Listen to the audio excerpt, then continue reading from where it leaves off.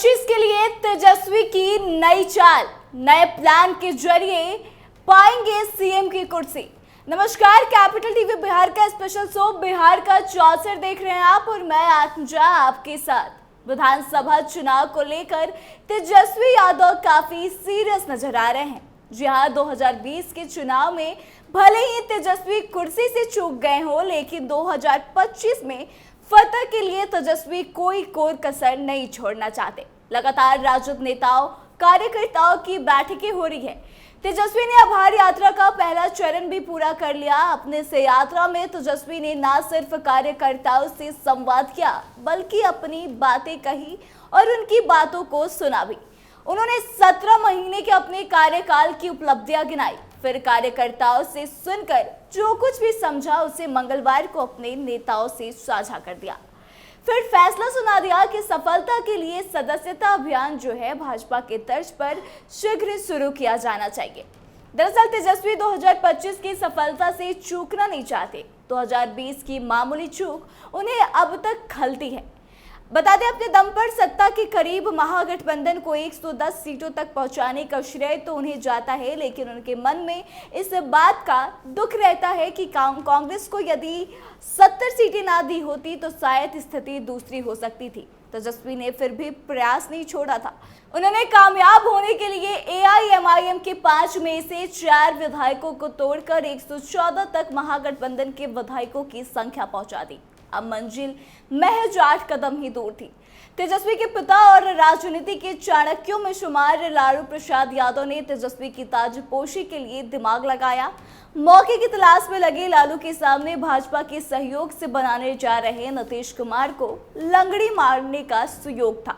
जदयू के भीतर लालू का तोड़फोड़ अभियान शुरू हुआ और सदन में सबक सिखाने का चक्रव्यूह रचा गया। जदयू की बीमा भारती और कुछ अन्य ने साथ देने का वादा भी किया, लेकिन इससे पहले नीतीश कुमार ने बुद्धि का ब्रह्मास्त्र चला दिया और लालू का दाव खुद उन पे ही उल्टा पड़ गया। उनके ही 4 विधायकों ने पाला बदल लिया। तब तेजस्वी यादव को यह बात समझ आ गई कि इसमें दिमाग भिड़ाने से बेहतर है कि चुनाव की तैयारियों में जुट जाया जाए। इसलिए वे हर हाल में इस बार चूकना नहीं चाहते। तेजस्वी को तो पिछले अनुभव से 2025 में सीएम की कुर्सी सामने दिख रही है। यही वजह है कि तेजस्वी किसी भी तरह की कमी नहीं छोड़ना चाह रहे। उन्हें शायद कार्यकर्ताओं से बातचीत में आइडिया भी थोड़ा मिल गया है कि सदस्यता अभियान चलाकर क्यों ना अपनी ताकत को एक बार फिर से रिकन्फर्म कर लिया जाए। इसलिए अब राजद का सदस्यता अभियान आरंभ हो गया है। वैसे तो तेजस्वी को अपनी ताकत का पूरा भरोसा है। ऐसे में शायद कांग्रेस की सीटें घटाकर राजद की जरूरत भर अपनी सीटें लाना उनका लक्ष्य हो सकता है। उस वक्त तो जिद करके 70 सीटें कांग्रेस ने ले लिया था, लेकिन 19 सीटें ही वो जीत पाई थी, जो कि तेजस्वी यादव को अब तक तकलीफ देती है। कांग्रेस से बेहतर परफॉर्मेंस सीपीआई-एमएल का रहा था।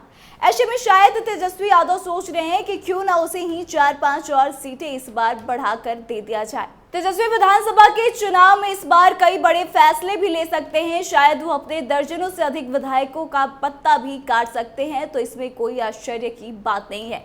ऐसे 21 विधायकों की सूची भी उनके पास है, जिनके इलाके में लोकसभा चुनाव का नतीजा राजद के खिलाफ रहा। तो देखिए, अभी विधानसभा चुनाव में लगभग 14 महीने का वक्त है, लेकिन तेजस्वी यादव अभी से ही काफी जोर शोर से तैयारी कर रहे हैं। तेजस्वी अपनी यात्रा में अपने 17 महीने के कार्यकाल की उपलब्धियां गिना रहे हैं। नीतीश सरकार की नाकामी बता रहे हैं, भाजपा पर हमले कर रहे हैं, बढ़ते अपराध से निजात का वादा कर रहे हैं। इतना ही नहीं, राजद के महीने भर से लगातार बैठकें भी हो रही है। कार्यकर्ताओं से जमीनी हकीकत जानने की कोशिश की जा रही है और नई रणनीति भी बनाई जा रही है।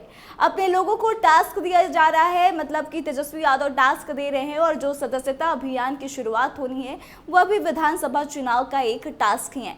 तो देखना दिलचस्प होगा कि सदस्यता अभियान के जरिए क्या वाकई में भाजपा का मुकाबला, या यूं कहे कि पूरे एनडीए का मुकाबला तेजस्वी यादव कर पाते हैं और 2025 में इनका क्या कुछ परफॉर्मेंस होगा वह भी देखने को मिलेगा। लेकिन आपको क्या लगता है कि इस सदस्यता अभियान से कितना फायदा तेजस्वी यादव को मिलने वाला है? कमेंट करके अपनी राय जरूर बताएं।